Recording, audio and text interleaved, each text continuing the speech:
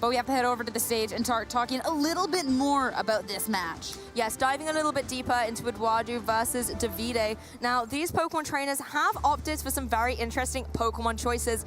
A lot of very familiar faces on Eduardo's side, but I really love to see the composition on Davide's side. You have got some cores that are missing partners. In previous regulations, we saw Pokemon like the Dondozo paired up with the Tatsugiri, but Tatsugiri's nowhere to be found.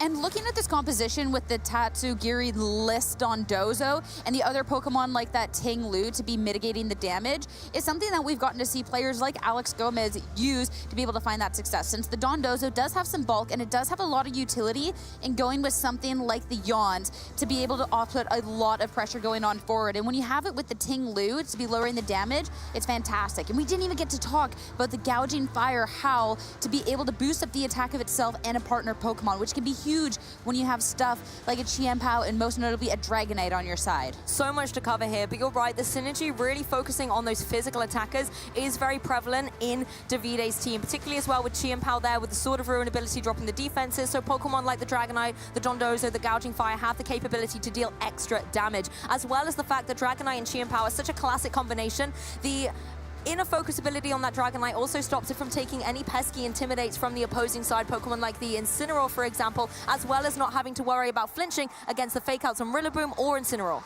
This Dragonite might not be the most common, but it is something we got to see yesterday as well. Loaded dice with the Scale Shot. So a way to be able to have a multi-attack move, make sure you can't be hitting it for hopefully its full potential on that one, be moving on, as well as the addition to the speed. So being able to kind of manipulate the speed tiers with that single Pokemon can be absolutely massive. Ironhead as well, great coverage going on forward in this. One little fun little tidbit too here, looking at the Chien-Pao, we actually foregone the defensive Terra. It is the Stellar as well, making sure you can manipulate some of the damage rolls in your favor when you have great coverage moves. And with Terra Stellar, it really has been the Chien-Pao that's been able to utilize as the strongest out of the plethora of Pokemon options available, and it will give those 3 move pool options an additional punch if it does opt in for that terrestrialization. I want to talk a little bit about the Golden Go as well, because it is this classic one with the choice specs. No nasty plots one. Instead, it's already set up for extra damage, being able to boost up its special attack by 50%. The one thing I also like about it is the fact that it's got this fairy terrestrialization. It's a defensive choice, which is kind of a weird balance when you think that normally in Golden Go choice specs we see the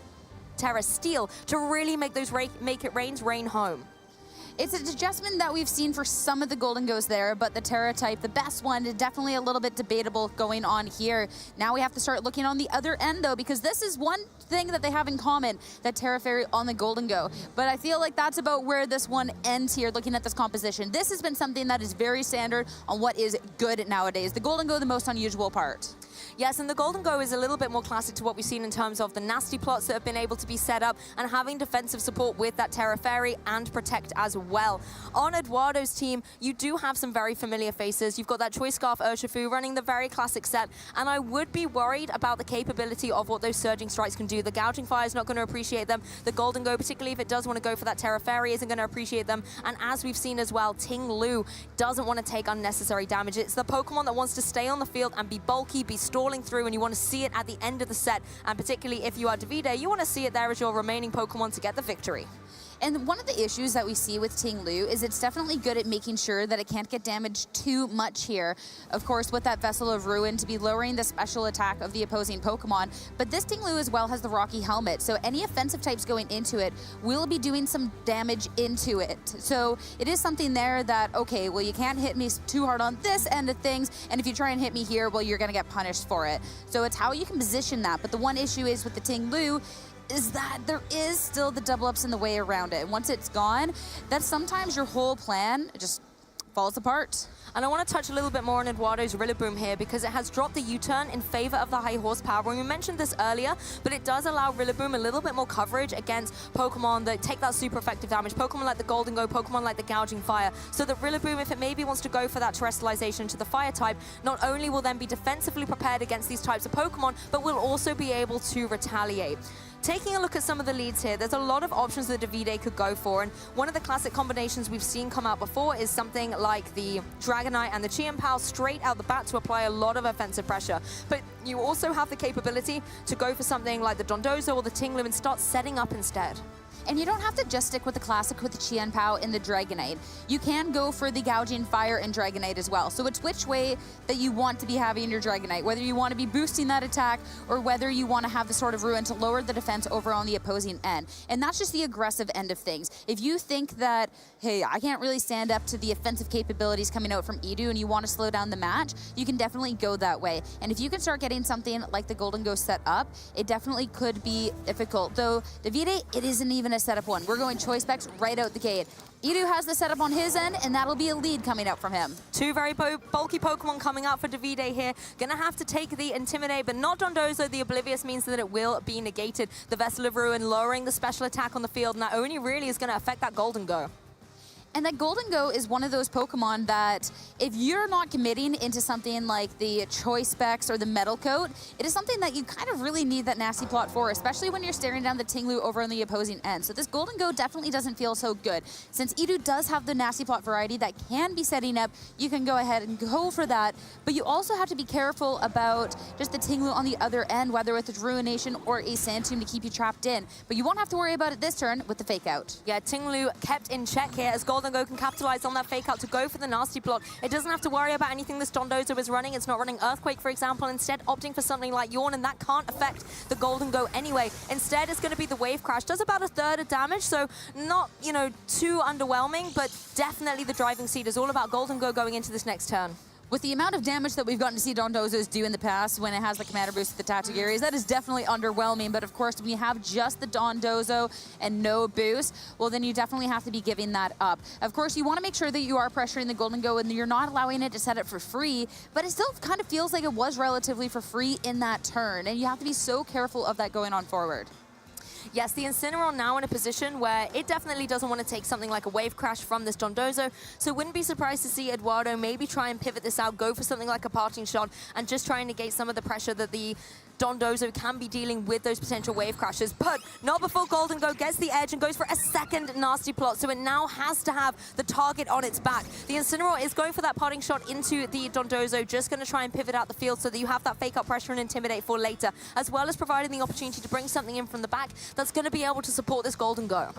No pressure, no problem. Being able to get the Parting Shot, so the one move that was kind of doing something is going to be lowered, and now having something that can help support you like this Rillaboom is great. And this Rillaboom does actually put a lot of pressure over onto Vide's end, and the +4 now Golden Go is just on top of that. Ruination will connect though into the Rillaboom and bringing it down to half health. Always brings it down half, and it is also going to be Yawn. Rillaboom is a Pokemon that likes to be swapping in and out, so that is okay, but it does mean that you can't have the Fake Out this turn.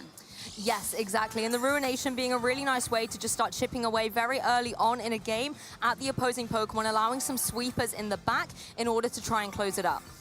And now we're going to get a round of recovery. And with that being brought in from for the Golden Go as well, it will just be recovery each turn on top of that leftovers. So really, really set up so well.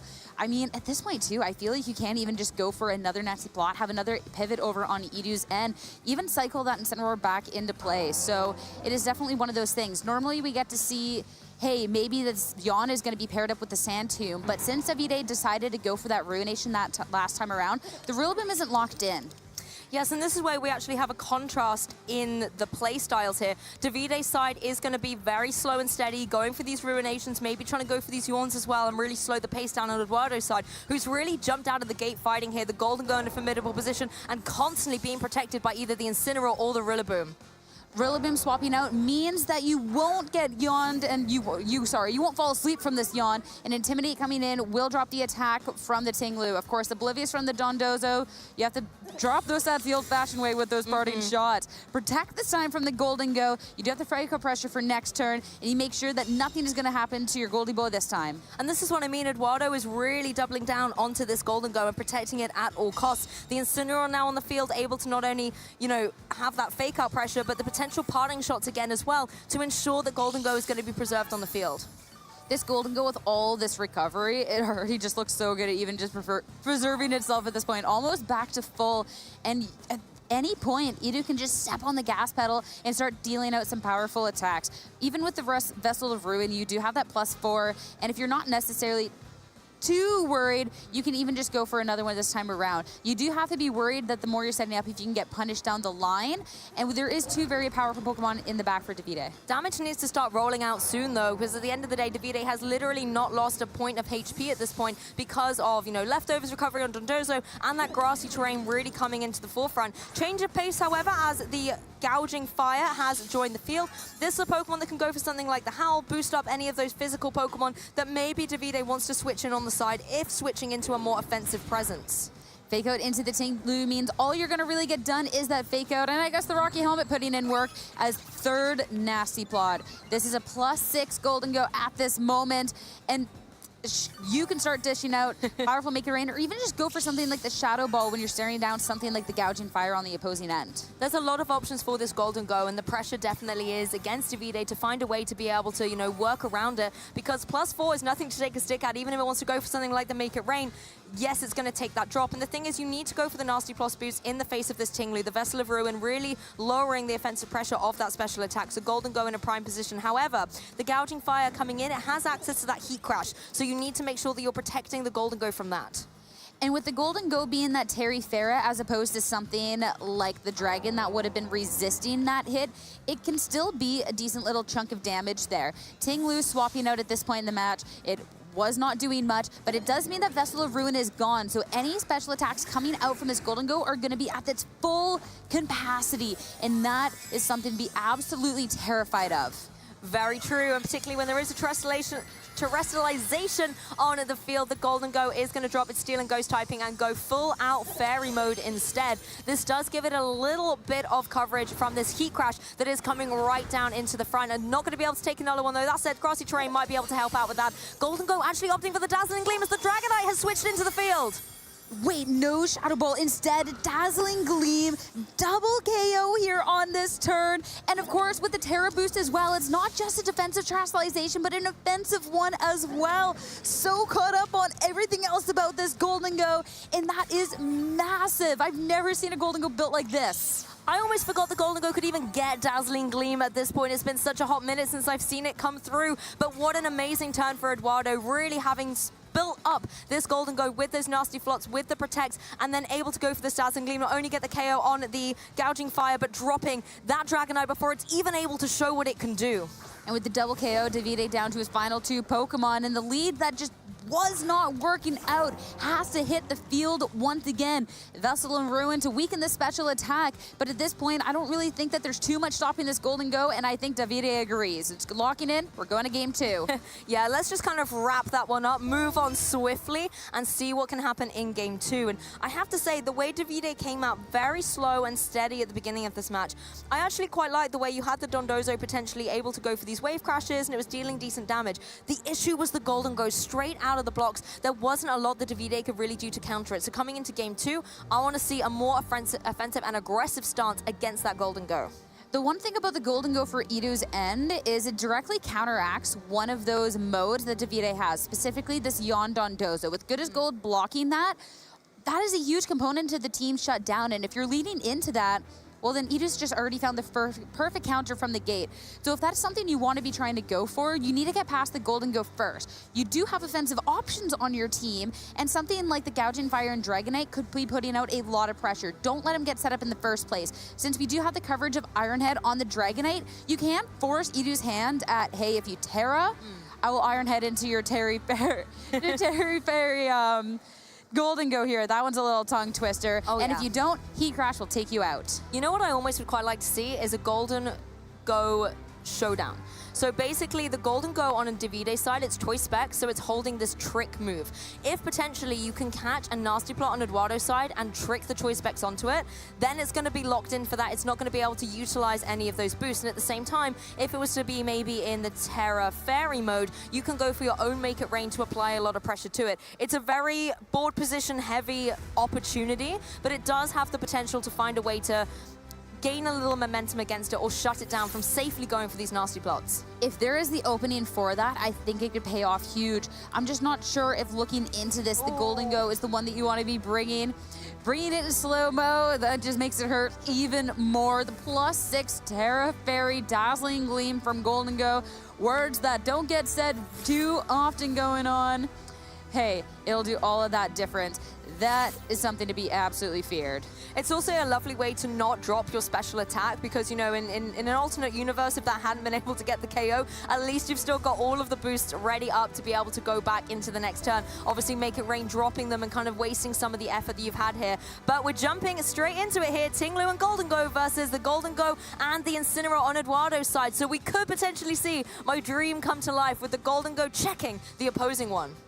There's the Ting Lu that's going to have that Vessel of Ruin, so Golden Goes, they will be suppressed a little bit this time around, but you do have a way to be pressuring. And notably as well, Shadow Ball was emitted from Idu's side because you do have that setup. But from Davide, with that Shadow Ball, you do have a way to be pressuring right away, especially since you don't need a turn to be setting up. You have something right now. It is going to be that nasty plot set up from Idu, but trick into the Incineroar instead, trying to catch it off guard. There is no fake out there. You will get a Citrus Berry, a knockoff will get rid of it all the same, and that's a lot of damage. You had a Citrus Berry for a hot minute, but it's completely gone, and you've kind of given up your choice specs for free here. The Incineroar is going to have to take a little bit of damage, and will be locked into that knockoff though. And the thing is here is you're hoping that going on to this turn that you can maybe catch it into a fake out and then trap it with the Sand Tomb. You would have an Incineroar that essentially is, well, useless going on into this. The Golden Go now from Idu though has a +2 special attack, and this Incineroar, all right, you're locked into knockoff, that's fine. You saw how much damage you just did to the Golden Go at this point. And Terrestrialization, not safe because you're already such low health, and this Golden Go can just absolutely bop you with something like a Make It Rain. So you need to pivot out and find a new change now. You need a plan B if you're Davide right now. The Golden Go on Eduardo's side is once again in prime position. It's got that nasty plot of, and it doesn't have to worry about anything really that the opposing side is doing. The Incineroar is locked down, yeah, sure, but it really is the Golden Go you need to target. So bringing in the Gouging Fire is really nice in the sense you can apply that Heat Crash Pleasure, but you still have to worry about the potential Dazzling Gleam. We saw how effective it was, and it looks like Eduardo might be going into that again. And now Terrestrialization. Actually not. Yeah, well, we're going in Incineroar. We're shaking things up here at EUIC. Hey, Europe loves the Terra Ghost Incineroar, and Idu bringing that out. Make It Rain, not too much damage. It does have the +2, but Ting Lu, that ability, putting in that work. And now one stage of lowered special attack. Knockoff, just good for a little bit of chip. Ruination is going to be the one to bring this down to half, to start putting a little bit of pressure onto the Golden Go. And so even if it does terrestrialize, it'll be iffy on whether it can survive through the next turn from a Heat Crash. I actually really like this play by Davide, bringing in the Gouging Fire. You know that there's no terrestrialization available on the Golden Go. That Heat Crash is going to be able to come through and do a lot of damage. And at the same time, the Make It Rain, just lowering and neutralizing the special attack on that Golden Go, means that both the Pokemon on Davide's side are feeling comfortable at this point in time. The Incineroar's kind of locked in. Yeah, it's taking a little bit of damage, but it's not dealing much to you. You can now find a way to threaten this Golden Go. And the Golden Go is what you need to be taking out. You do have a powerful option in the back, and the potential swap in of here, if you are eyeing up something like the Howl instead, it may be trying to take advantage of a potential, you know, passive turn coming out from Idu. That is it.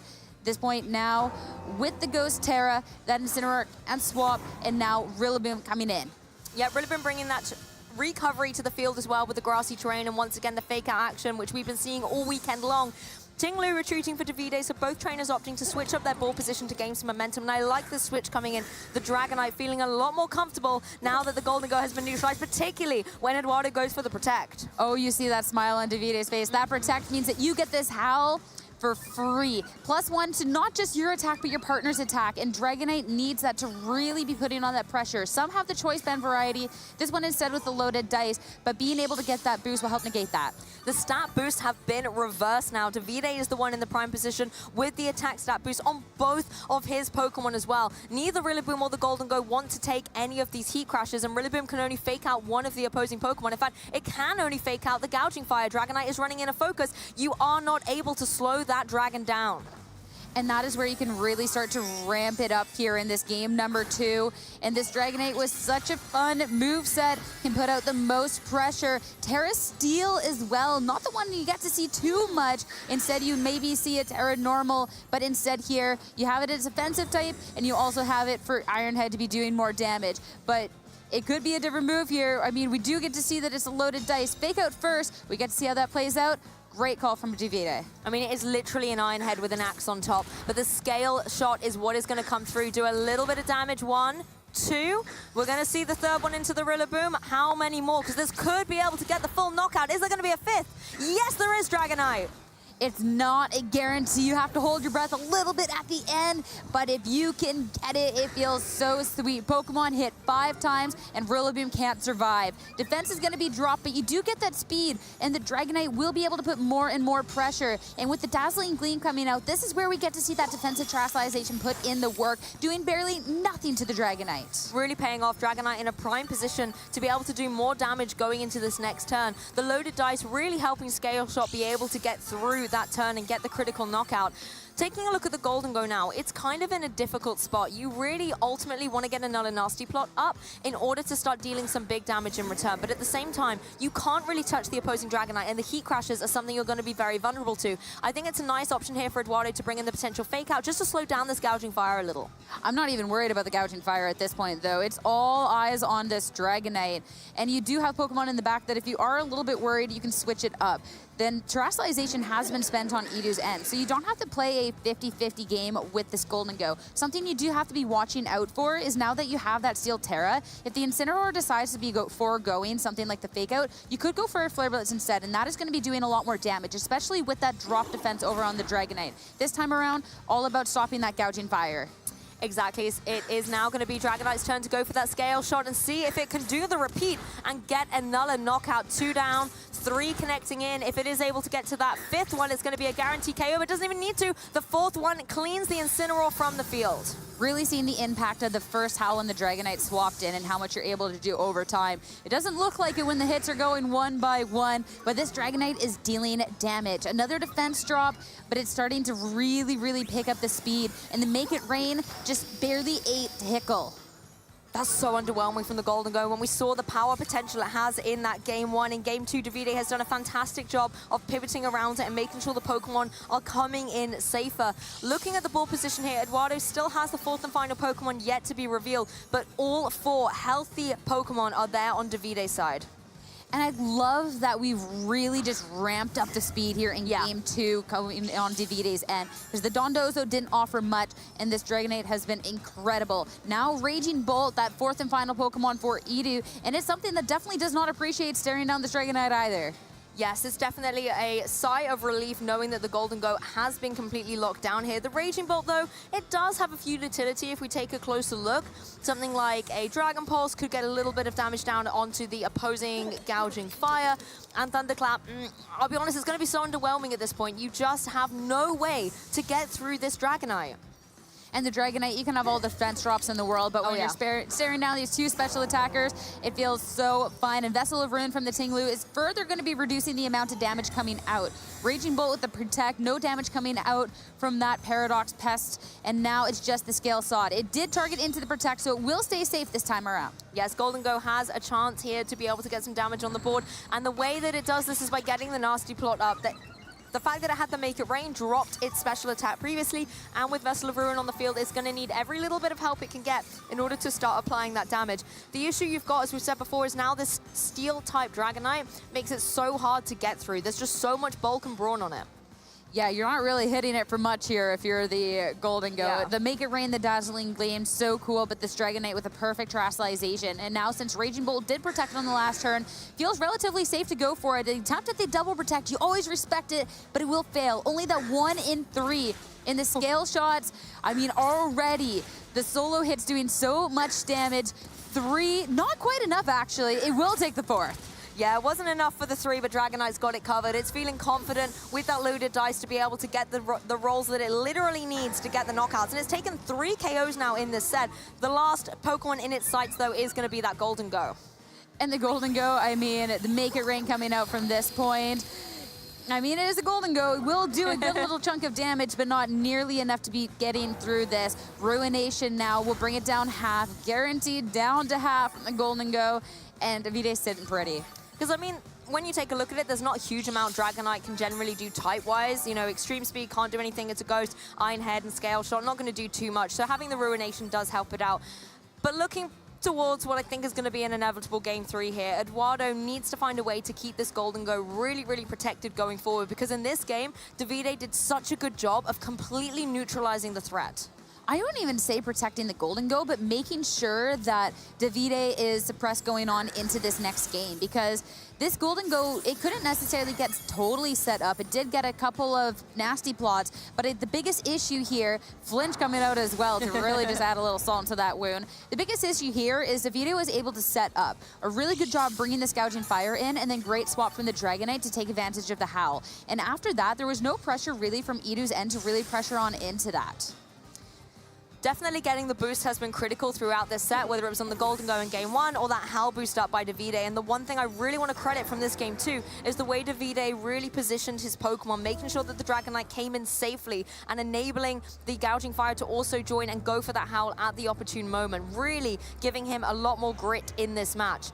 Going into a Game 3, this is their tournament, EUIC run on the line here. They're trying to battle it out for the chance to be able to get into that top 8. Having a look at some of the leads here, we saw both of them bring the Golden Go front and center in Game 2, but I would be very surprised to see that happen again. Davide applied a lot of pressure with this trick, with the choice specs, and it did stop Eduardo from maybe trying to lock into something like the fake out to be caught by that. Looking at something that could check a little bit better coming out from Edu's end, right away my eyes are going towards that Urshifu. You have the choice Scarf to have that speed over on your end, but as well, the close combat. If the Dragonite does go for the Steel Terrestrialization, the Pokemon that you brought, especially after the Incineroar was taken out, you didn't really have a way to hit it super effectively. And the Dragonite was something you needed to deal with. Now, if there is the Terrestrialization from it forced out in Game 3, and you have something like that Urshifu in the back, there's a lot of pressure. And the Urshifu matches up quite well into the other options that were brought as well. The one thing I liked as well was the foresight of getting rid of the Incineroar early doors, shutting it down, making sure that it can't come in and use Fake Out later on as well. Just meant sure that when you go for this Terra Steel on the Dragonite, the fact that you get rid of this Incineroar, kind of negate the switch ability that it has, that then the Dragonite can really breathe easier throughout the rest of the set, and you can start targeting down these partner Pokemon. The Raging Bolt, I did like the fact that it was here, but it was definitely too little too late for Eduardo to bring it in where it effectively could do nothing in the face of the Dragonite. I think the only part that people liked about the Raging Bolt being there is for Raging Bolt haters to see it go down, because it was very just influential in the match. It wasn't necessarily set up for success at that point either. Brought in the back, you already have used your Terrestrialization on that Incineroar, so you can't even get into a Fairy type. And perfect coverage on the Dragonite. If you did call the turn, then you maybe could have just been taken care of the next time around. And the Raging Bolt didn't necessarily threaten to the Dragonite once it had Terrestrialized anyways. You could hit a nice neutral attack, but that's about where it ends. Well, you definitely called me out there as one of the Raging Bolt deceivers, let's say. But Gouging Fire was definitely a Pokemon I really enjoyed seeing for Davide's side. You know, being able to come in, have that Howl pressure, but also the Heat Crash applied to the opposing Golden Go. I kind of want to question the Ghost Terrestrialization as we go into Game 3, whether we're going to see it or not. It's the Incineroar and the Golden Go against the Golden Go and the Ting Lu again. So these players really sticking to what Game 2 had to offer. But we'll see here where the adjustment is made. Yeah. Going on the first turn, reminder last time, this is where we saw the trick, the really cool tech from the Golden Go into that Incineroar, trying to maybe lock it into a Fake Out instead something else. If you want to try and ramp up and go on the offense this time around, the Golden Go was something that Edu did leave kind of open and unguarded last time around. Could protect it this time, but that is something you have to think about. I think the Incineroar got shut down, though, by the trick and then, you know, being trapped in by the Sand Tomb as well. There wasn't really a lot that Eduardo could do to start pivoting Pokemon in and out to protect that Golden Go. Whether or not he's going to allow the Incineroar to fall for the same trap, we will have to see. Ting Lu could go for that Sand Tomb, but it could also go for the Ruination, start just lowering the HP bars of these Pokemon. The seconds are ticking down, however. Davide's got to lock those moves in fast. Got to make a decision, got to make it now. Protect from the Golden Go. It was unguarded last time around. Not going to give any window of opportunity for Davide to try and capitalize. Shadow Ball trying to get a powerful KO to start things off, going awry. Parting shot from the Incineroar into the Ting Lu. A chance now to pivot into something in the back. Yes, and you can see the Golden Go is locked into the Shadow Ball as well, so you know exactly who it was trying to target down, and there is no terrestrialization used early doors by Eduardo, so that's good information for him in how maybe to protect this Golden Go better. Rillaboom joins the field as well. The Fake Out now is in position to go down into that opposing Ting Lu, but you've got to find a way to work around this Golden Go. The Shadow Balls are still going to be able to connect and do a lot of damage as the Sand Tomb locks in that Rillaboom. Yeah, the Rillaboom being tracked at this point is just going to be a little bit of chip damage, of course, offset by the grassy terrain. I'm looking specifically at the Golden Goes here too, because if you are expecting a Shadow Ball, you can go ahead and go for the Terrestrialization over on Idu's end. If you do expect maybe, hey, this Golden Go might try and swap, you can go for something else. It is choice specs on Davide's end, so no swap here says he does have to go for that Shadow Ball yet again. Yes, it's guaranteed the Shadow Ball is going to be coming through, so there's a Terrestrialization into the Fairy type for the Golden Go on Eduardo's side. You could potentially have switched it out, maybe brought something in like the Incineroar that isn't going to worry about taking one of those Shadow Balls, but instead you could utilize the good opportunity you've been given to go for this nasty plot. And if it wasn't a choice specs on the other end, there could have been the read and this could have been punished, but instead you have to be taking this hit. Nasty plot to get the +2 to your special attack, and that is a good little chunk of damage, but that's about it. Wood Hammer into the Ting Lu, super effective, bringing it down way low. You will get a little chip in return. All of the chip is coming Rillaboom's way at the moment, but it's certainly having its say as well. The Sand Tomb coming down against that Golden Go, so it is going to be trapped in. You're going to have that little bit of damage coming through, but thankfully Rillaboom has brought the grassy terrain to the field so that recovery can be optimized as well. And at this point here with Pokemon trapped, I'm looking at the fact that even with these speed tiers that we have seen Idu's Golden go first on a multitude of times. If I've missed one, my bad. But I remember all these nasty plots firing off first. A little bit of chip firing off. If you do get the chance to go for an attack, you could be good. And with no Shadow Ball possibility on Idu's end, the Golden Go, I mean, you can resist a Make It Rain and a Dazzling Gleam either way. I mean, Eduardo is locked into these Pokemon on the field now. He can't switch them out. With the Rillaboom, it is running the Assault Vest, so it cannot protect, and it can then have to take damage from the Shadow Ball, although with the Assault Vest, that will help it out a little bit. Choice specs, however, I wouldn't be surprised to see it try and target down into that Golden Go, just try and get it off the field before it can utilize that nasty plot. Wise defensive play by Eduardo here, it's just whether Davide has locked into it. Yeah, keep that one Pokemon safe as Shadow Ball. Putting the respect on Golden Go's name and putting respect on Idu, making sure you're always firing off something in that slot. High horsepower, that's going to be the high horsepower miss. You don't see that one too often. The chances aren't quite the biggest, but body press not quite enough to pick up the KO. That's unfortunate for Rillaboom, but I think also indicative to why a lot of players have opted to maybe drop that high horsepower from their team, because even though the percentage is high, it's just generally speaking not always the most reliable in the moment that you need it in.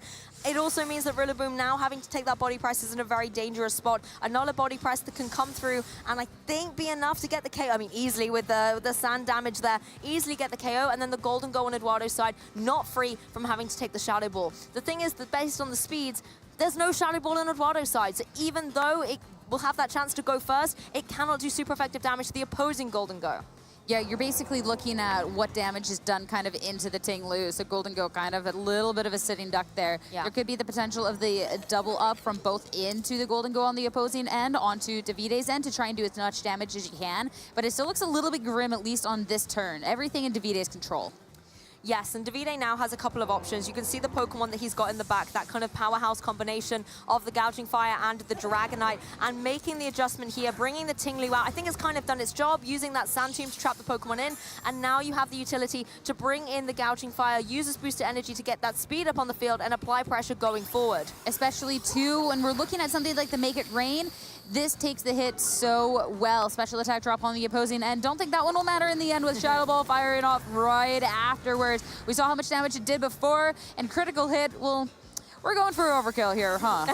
Yeah, choice specs coming in like a truck here, taking down the opposing Golden Go. And this is now a great position where Rillaboom, yes, it's able to connect the high horsepower. It does manage to get the KO, though, but it will fall to the sand damage it's going to take from this Sand Tomb. This point with the Gouging Fire coming in and you lost your Golden Go, this is something that Idu really did pressure going on forward. A little tough. And Dragonite in the back here for Davide. You can start setting this up. And Incineroar will hit the field over on Idu's end. And you know, it looks like Rillaboom's actually been freed from that. You know, it hasn't had to take that sand damage there. It is now free to start switching out and can breathe a little bit of a sigh of relief. But it's a little bit difficult to do that in the face of these Pokemon. That Howl can come through. That's why Incineroar joining for Eduardo is nice to have that fake out to stop Dragonite from starting to steamroll at this point. And you do have a priority move, you're worried about that speed, but at the same time, you're not really threatening either of these Pokemon here. And if you're going to be outsped by the potential of something like that Gouging Fire, a swap, surely more just the safer thing. And a chance to see what Pokemon Edo has in the back, yet again, will be that Raging Bolt. Have to see if he can be better poised this time around. At least it's coming in a little bit earlier than it was in that game too, so it has the utility to start dealing some damage, applying a little bit of pressure with something like a Thunderclap. That classic Howl coming through from the Gouging Fire, boosting up the attack of both it and its partner Dragonite, and Dragonite in a prime position to use that Scale Shot and try and connect on the Raging Bolt. That would have been fantastic, but it avoids. That's not meant to see too often. Ooh. And that is the loaded dice that are gone. A lot of damage onto the Dragonite. And the Scale Shot's going to be less effective going on forward since the damage rolls could be all over the place. And that Scale Shot put in the ultimate work in that game one there. That is a devastating turn coming out from Davide. So much less certainty for Davide now to click that button. You're not necessarily going to be guaranteed all of those KOs, so you might want to go for something a little bit more reliable. Try and push through with something like the Extreme Speed. Utilize the fact that you've got that Howl boost already to get damage on the board and allow the Gouging Fire to clean up. You do have attacking capabilities with this Gouging Fire, and both of these Pokemon got the attack boost. And the Breaking Swipe is a sure hit onto both of these. And the Raging Bolt, with this point, will just be taking that extra damage and intimidate onto the Incineroar. So if it does try to go on the offensive, it can't do much. Scale Shot, we'll have to see how much it can go for. If even 2 can be enough, it will with that stacked up double damage. Yeah, it's guaranteed to get the 2. So thankfully for Davide, was able to get the knockout. Didn't have to worry about those dice rolls. Yes, it gets the defense drop, but the speed will be all the rage for this Dragonite. As Incineroar goes for another knockoff, it already knocked off the loaded dice, so that's going to be dealing less damage. And Dragonite, you did what you needed to do. The double up from both of these Pokemon just barely taking care of that. And Edu down to 2 final Pokemon. The Rillaboom, that was just on a sliver of health here. It's definitely going to be tricky. And with this, sure, you can swap out into a different move, so the Rillaboom might not even get the opportunity. And with the fact that you can't fake out into the Dragonite, you can't stop what's about to happen. Eduardo is absolutely pinned down. The Rillaboom cannot protect. The Dragonite can easily go for the Extreme Speed, clean it from the field, and then it is all the remaining 3 Pokemon on Davide's side against this Incineroar. And there is so much utility that they have. Look how healthy that Gouging Fire is. There's not a lot that Incineroar can even do to it, whereas Gouging Fire can retaliate with the Breaking Swipes, even a Heat Crash on that side. Gouging Fire with so much health. Looking to preserve it. Double protect to over onto this turn. Scout out what Edu's doing. You see him shaking his head. At this point, you need any bit of momentum in your favor, but trying to deal a bit of chip into this Dragonite on a Rye. Follow-up knockoff from Incineroar, the double up into that, and now no priority from that fake out, and it's going to be a resisted Grassy Glide if you even try and go for that. And I really like this double protect though, because even though you can KO the Rillaboom, it stops your Gouging Fire from taking the fake out, then taking the knockoff from the Incineroar, and also enables it to get a little grassy terrain recovery, and you can just click that Extreme Speed on this next turn without even having to worry about what might happen to Gouging Fire. 1 Pokemon closer to taking this match and potentially finding your way to top 8 here at EUIC. Breaking Swipe, this will be single target into the Incineroar. It'd be a slow but surely, but the Incineroar is not going to be doing much in return. And Davide has this basically locked up. Yeah, look, Davide knows. He's doing these little nods, knowing that he's just got to keep going through the motions here, targeting down against this Incineroar. It does have that little bit of recovery with the terrain, but it really is just a matter of time, particularly if the Gouging Fire wants to help out with a little Howl here. Even if the Dragonite goes down after going for some damage here, the Howl will still benefit that Gouging Fire for the next turn. You just need to make sure this Incineroar is not doing much, and you do what you can. Extreme Speed priority will act first. It will activate the Incineroar's Citrus Berry and burn that for this turn. Breaking Swipe, this is -3 now attack for the Incineroar, and it's not doing much. Back against the wall, knockoff will be enough for the Dragonite, but still has so much more to go through. And there is that Tinglu in the back as well that Davide can just bring in. And Tinglu really has kind of been the nemesis of this Incineroar throughout the set, being able to trap it in with things like the Sand Tomb and apply a lot of pressure with something like the Body Press. There is no Ghost Terrestrialization on this Incineroar, so it will have to take that Body Press if that's what Davide wants to go for to close out the game.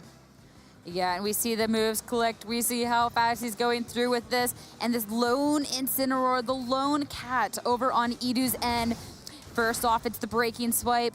Just that little bit of chip, but with the Ting Lu to act next. It might not get the chance to go for it. No, just kidding. We're doing no damage. We're trying to make it dramatic here, folks. But the Rocky Helmet damage. And next up, it'll be that body press. This Incineroar's gone. Davide to take the set. What an amazing clash between these trainers. Congratulations, Davide. I'm speechless at the end of that. I have a proper Clarabo silence going through me right now because the caliber of these players, the way that Eduardo was playing so confidently with that golden go, nasty plot, dazzling gleam, he looked in command of that set, but Davide made him check himself, was able to make these amazing adjustments, bringing such unique Pokemon and showing why they are deserving on this international stage.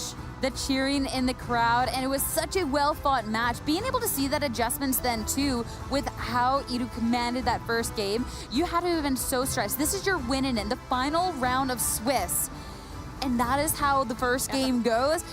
Talk about stress. We talk about how stressful these tournaments are all day long. I feel like that is the pinnacle of it, but before Top Cut, of course. But it's how you pick yourself up from, you know, such a devastating game one and coming out with a different game plan. And you could see the way Davide completely shook it up, brought that golden go, and it just had so many utility options that Eduardo at the end of this long day, and it's not even over yet for those still advancing into top 8, had to make those decisions about what the golden go was going to go for. And you saw Eduardo really testing through a variety of Terra types throughout that set as well, you know, really trying to put all the eggs in one of those baskets. But unfortunately, the way Davide was able to have so many options to counter that, despite what Eduardo was able to do, was masterful.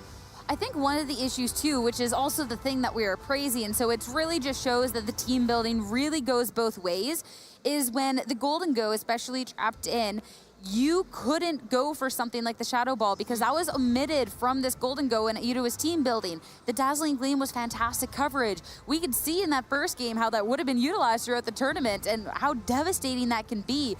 But of course, then when you're looking at a situation where you're trapped on the field, golden go on the opposing end of you, something that you could outspeed and realistically normally take down, you can't touch it. Like, that hurts. And look at the camaraderie here between the Italian players, rooting for Davide here as he plays out the match on stream. There's the moment. They know he's got the knockout, and that could have been one of many in this match, possibly even the scale shots going down. I'm wondering if it was two after that.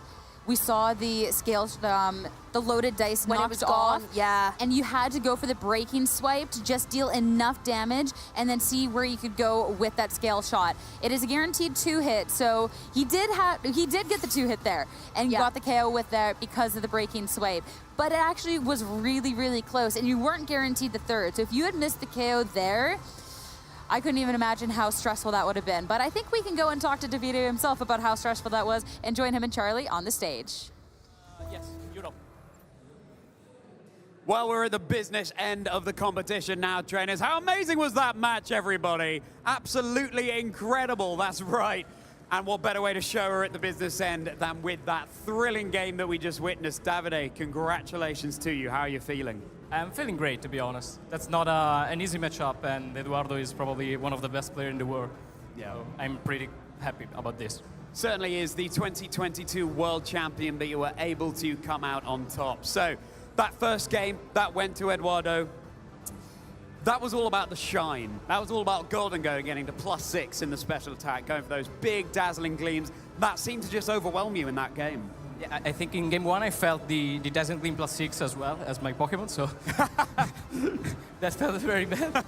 And yeah, I made some adjustment in game 2, and I think Goldengo was the key in this matchup, as Eduardo understood in game 1. I brought my Goldengo in game 2, both game 2 and game 3. I thought the trick was a very cool move to do, because it's basically gave me the chance to stop Incineroar for 2 more turns, and also forcing him to the Terra, which is very important. Yeah. And I think that's basically the key of this best of 3.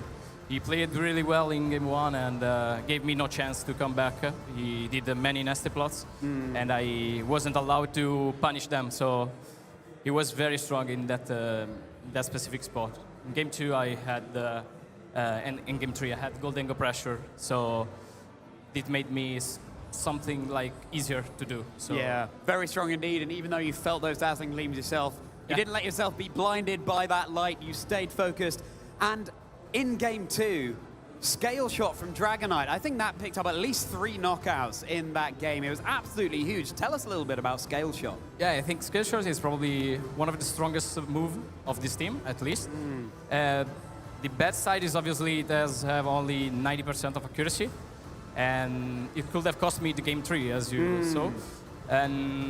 But I think that's a good trade. If you do that about 3-4 times for a game, you can probably win every single game, because as you saw, it was something like 75% on the Rillaboom, and I think it's fitting very well considering my Gujin Fire that has the access to Owl, so it's able to boost that Dragonite, and I think that's the key move of my team. Yeah, probably the most important move, with Sand Tomb, obviously. Yes. These 2 moves are very strong, and if they are able to connect, you will probably be in a good spot, as you saw that basically pick 3 kills in game 2. That's very important. That's certainly true, yes. Your Gouging Fire was playing the Golden Go at its own game with all those stat boosts, but that time on the physical side. And then in game 3, we had that Gold Rush on the field. Golden Go versus Golden Go. You were able to come out on top there, Sand Tomb trapping things in as well.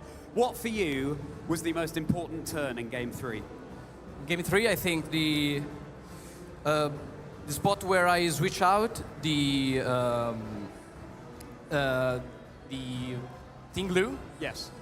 removing the vessel from the play, which allowed me to do Shadowball kill. Yeah. I think that's not an obvious play. Eduardo saw the damage. I did about 40%, 45 maybe, and he was trapped with the Sand Tomb, and considering he lost the Terra type with the Fairy, so he wasn't Ghost as well.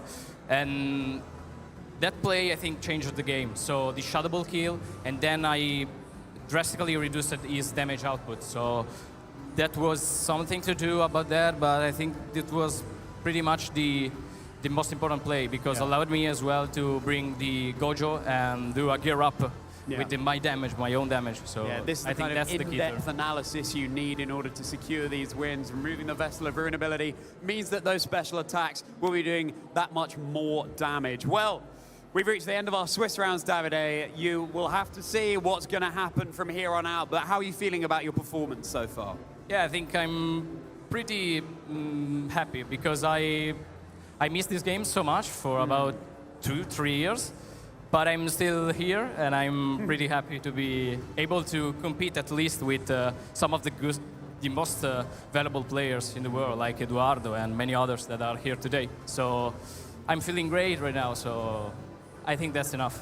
Oh, you're here all right, Davide. You are making your mark here at EUIC. Now, tell me, are you choosing Bulbasaur, Charmander, or Squirtle?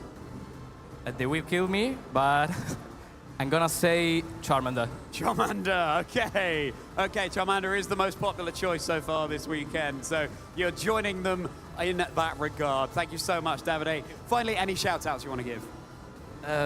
I have to say thanks to my friends like Kevin, Samvi, Dave, and obviously every single people who helped me. And my friend group named Il Server, so they were a crucial part during this preparation. So that's very important for me. So many people going into Davide's success here in Swiss Round 15. Okay, we'll let you chill out, Davide. Thank you for joining me on stage. We've reached the end of our Swiss rounds, but that means we'll shortly be getting into Top Cut.